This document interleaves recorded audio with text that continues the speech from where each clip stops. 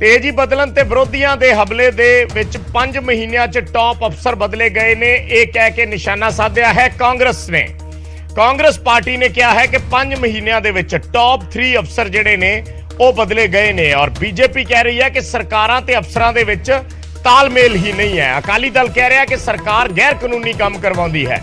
सुनील जाखड़ का बयान है कि चन्नी दी राह ते मान सरकार चल रही है। सुनील जाखड़ ने सीधा जिक्र किया है कि चन्नी दी राह ते मौजूदा सरकार चल रही है। अकाली दल कह रहा है सरकार गैर कानूनी काम कर रही है। बीजेपी कह रही है कांग्रेस ते सरकार ते अफसरां दे विच बीजेपी कह रही है कि आम आदमी पार्टी की सरकार ते अफसरां दे विच तालमेल नहीं है ते कांग्रेस कह रही है कि 5 महीनों दे विच 3 टॉप के अफसर बदल दिते गए।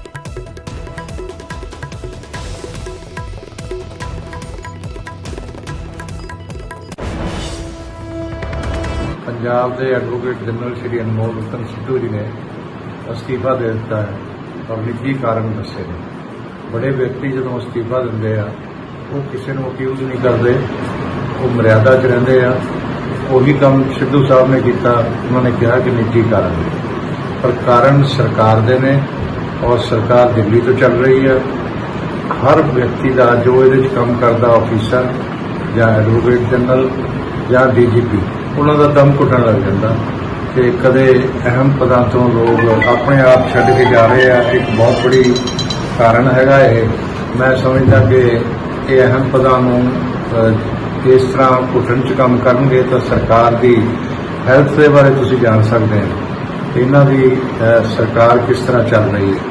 तो आम आदमी पार्टी नूं और भगवंत मान जी नूं यही प्रार्थना कि इसनूं पंजाब तो चलाओ, दुरुस्त तरीके नाल चलाओ, मर्यादा च रह के चलाओ।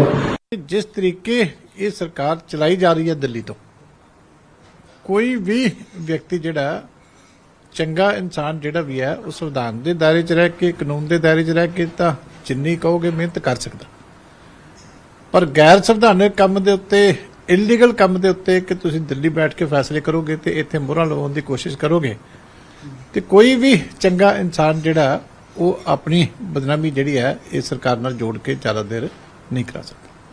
इस करके AG साहब बड़े कंपीटेंट जिहड़े आ लायर सीगे और 3 महीने दे विच उन्हां दा जाना बड़े वड्डे क्वेश्चन खड़े करता क्योंकि सुलझे हुए ने। इस करके उन्होंने निजी कारण देख के इस्तीफा दिता। चंगियां शख्सियतां हमेशा इदां ही करदियां, पर यह बिल्कुल स्पष्ट है कि ये सरकार जिस गैर संवैधानिक तरीके गैर कानूनी तरीके काम कर रही है उहदे च जिहड़े सीनियर अफसर ने उन्हां दी सफोकेशन महसूस कर रहे हैं।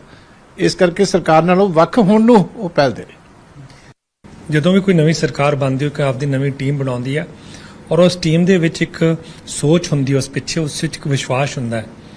ਜਦੋਂ ਤੁਸੀਂ ਇਸ ਕਿਸਮ ਦੇ ਫੈਸਲੇ ਲੈਂਦੇ ਹੋ, ਇਸ ਕਿਸਮ ਦੇ ਫੈਸਲੇ ਹੁੰਦੇ ਆ ਕਿਤੇ ਨਾ ਕਿਤੇ ਉਹ ਸੋਚ ਬਾਰੇ ਜਿਹੜੀ ਹੈਗੀ ਗੱਲਬਾਤ ਸ਼ੁਰੂ ਹੋ ਜਾਂਦੀ ਹੈ। ਸੋ ਪ੍ਰੈਰੋਗੇਟਿਵ ਤਾਂ ਸਰਕਾਰ ਦਾ ਹੈ, ਉਹਨਾਂ ਦੀ ਸਰਕਾਰ ਹੈ, ਉਹ ਜਿਸ ਨੂੰ ਚਾਹਣ ਉਹ AG ਲਾ ਸਕਦੇ ਆ, ਜਿਸ ਨੂੰ ਚਾਹਣ ਉਹ ਹਟਾ ਸਕਦੇ ਆ, ਪਰ ਜਿਹੜੀ ਇੱਕ ਸਟੈਬਿਲਿਟੀ ਦੇਣੀ ਹੁੰਦੀ ਹੈ, ਇੱਕ ਲੋਕਾਂ ਤੱਕ ਜਿਹੜੀ ਸੋਚ ਬਣਦੀ ਹੈ ਕਿ ਯਾਰ ਇਹ ਜਿਹੜੀ ਟੀਮ ਹੁਣ ਚੁਣ ਲਈ ਗਈ ਹੈਗੀ ਹੈ ਇਹ ਟੀਮ ਡਿਲੀਵਰ ਕਰੂਗੀ ਔਰ ਉਹ ਸੋਚ ਦੇ ਨਾਲ ਹੀ ਉਸ ਬੰਦੇ ਨੂੰ ਅਪਾਇੰਟ ਕੀਤਾ ਜਾਂਦਾ ਹੈ। ਪਰ ਔਰ ਸਮਾਂ ਵੀ ਕਿਸੇ ਇਨਸਾਨ ਨੂੰ ਮਿਲਣਾ ਚਾਹੀਦਾ ਹੈਗਾ ਆਪਦਾ ਜਿਹਨੂੰ ਕਹਿੰਦੇ ਪ੍ਰੋਫੈਸ਼ਨਲੀ ਆਪਦੇ ਆਪ ਨੂੰ ਕੰਪੀਟੈਂਟ ਦਿਖਾਉਣ ਲਈ। ਤਾਂ ਵੱਖ-ਵੱਖ ਪਾਰਟੀਆਂ ਦੇ ਆਗੂਆਂ ਵੱਲੋਂ ਪ੍ਰਤੀਕਰਮ ਦਿੱਤੇ ਗਏ ਨੇ। ਸੁਨੀਲ ਜਾਖੜ ਦਾ ਇੱਕ ਟਵੀਟ ਦਿਖਾ ਰਹੇ ਹਾਂ। ਸੁਨੀਲ ਜਾਖੜ ਨੇ ਕਿਹਾ ਹੈ कि अजिहा लगता है कि मान सरकार भी चन्नी सरकार वांग अगे वध रही है। कुछ समानतावां उदों भी पहला DGP हटाया गया तो फिर AG ते हुण भी उही स्क्रिप्ट दोहराई जा रही है, सिर्फ किरदार बदले ने। पहला हरीश सरकार नूं उंगलियां ते नचाउंदे सी ते हुण राघव चड्ढा। हरीश रावत का जिक्र किया है उन्होंने, या हरीश चौधरी का जिक्र भी हो सकता है क्योंकि 2 हरीश सी कांग्रेस दे विच। सो उन्होंने कहा कि पहला हरीश ते हुण राघव चड्ढा। सो सीधा सुनील जाखड़ ने कह के निशाना साधा है कि वही कुछ इस सरकार दे विच भी चल रहा है।